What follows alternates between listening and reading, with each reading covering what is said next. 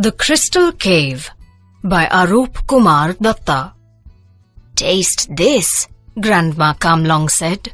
She scooped out a ladleful of broth from the pan over the fireplace. It smelt delicious. Grandma blew on the bamboo ladle to cool the broth.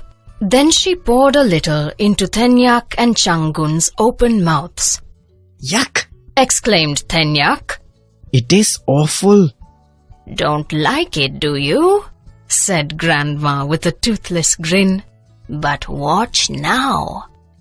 Using the ladle, she scooped up a little salt from a wooden bowl and put it into the broth. She sang a Nokt ballad as she stirred. Then she made the children taste the broth once more. "Delicious, Grandma," they said, smacking their lips in approval. "Magic, isn't it?" Grandma said.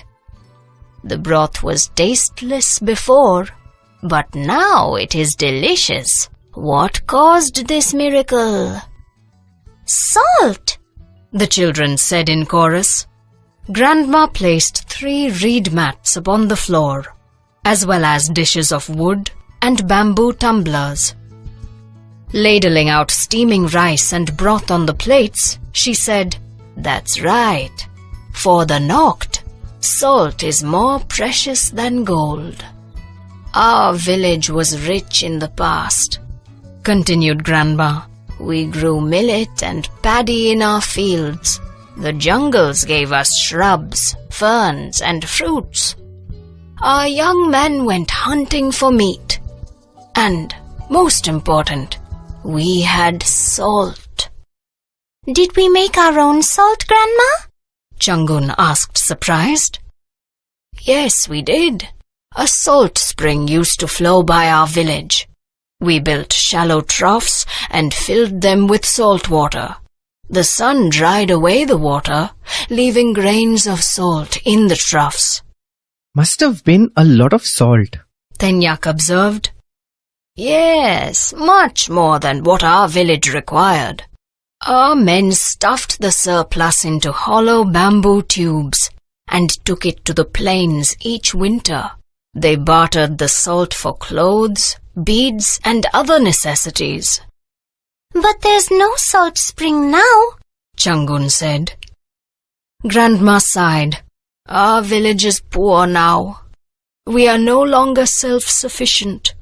Our men walk to Khonsa township to buy salt." "Did the salt spring dry up?" Tenyak asked. "Yes, it happened one winter, years ago. Our source of wealth dried up with it."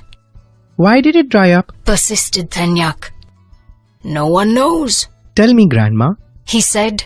"if the spring flows again, will it bring prosperity to our village?" "Certainly," smiled Grandma Kamlong. Later in the afternoon, Tenyak and Changun went to search the spot where the salt spring had flowed into the river. To their surprise, they had no difficulty. The furrow through which the salt spring had flowed was clearly visible. Only ferns and creepers covered the furrow. They could see it wind up the mountain, a ribbon of light green against the darker green of dense jungles. Tenyak cried, "We can follow it upstream." Early next day, after their morning meal, Tenyak and Changun started for their quest. Both had bamboo tubes strapped to their backs to carry drinking water in them. They were children of the mountains.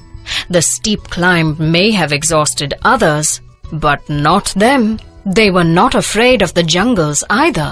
Because they lived close to nature, they knew that most of these dangers were imaginary. Only if one accidentally disturbed a wild animal would it attack. So far they had met with only one obstacle, a large python. But it just raised its blunt, hammer-like head, flicked out its forked tongue, and slid away to a higher branch. But halfway up the mountain, a more serious obstacle came their way. "A herd of wild elephants," Changun said. taking care not to make the least noise. They crawled up a little ahead. They could not see the herd. The grey-black hides of the elephants blended too well with the foliage, but the sounds made by the herd, as it fed, grew louder. Soon it became clear that the elephants had chosen the spot as a feeding ground, and it seemed as if they might stay on for quite a while. There was no question of trying to slip through that herd. Their path upstream was firmly blocked.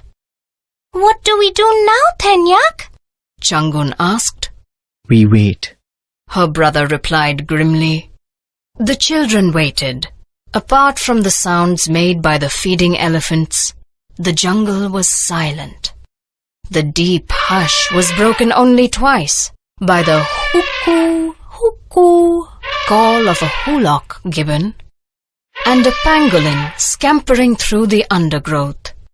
They waited patiently for over 2 hours, and then finally they heard heavy bodies crash through the thick foliage. The elephant herd was on the move. They climbed for an hour and all of a sudden stumbled into a clearing. Hundreds of hoof marks were visible on the ground. There were also some pug marks of wild cats and imprints of elephant feet. Changun cried out, "It is a natural salt lick!" Wild animals came to lick the earth for salt. This took care of the salt requirement of their bodies. The salt spring furrow ran through the center of the clearing for some distance and then disappeared into a hollow. Tenyak and Changun raced towards the hollow. As they had guessed, it was a cave. The sunlight lit up the interior at the cave's mouth. The walls of the tunnel-like cave were coated with white crystals. Heaps of crystals rose like molehills from the floor and dangled like wasps' nests from the ceiling. The pure white crystalline heaps glittered in the slanting rays of the afternoon sun. Tenyak bent down and picked up a pinch of the crystals, putting it to the tip of his tongue. It's salt. He whispered in wonder, as if unable to believe his tongue. Soon he began to hop about wildly, in imitation of a tribal war dance, whooping and shrieking in gay abandon. We found salt! He cried. Changun crooned.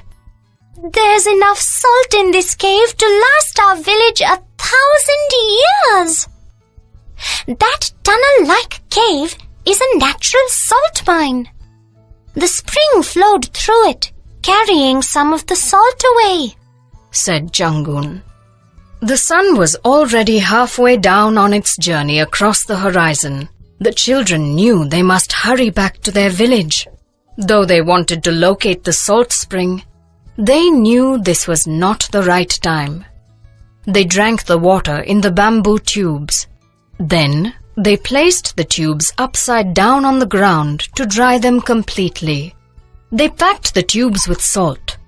Then, carrying the treasure upon their backs, they began the descent home. The villagers had meanwhile begun worrying. When they saw the 2 children descend, the crowd broke out into loud cheers. The children ran excitedly to Grandma Kamlong. They shouted, "We've found a cave of salt! Our village will be prosperous again!"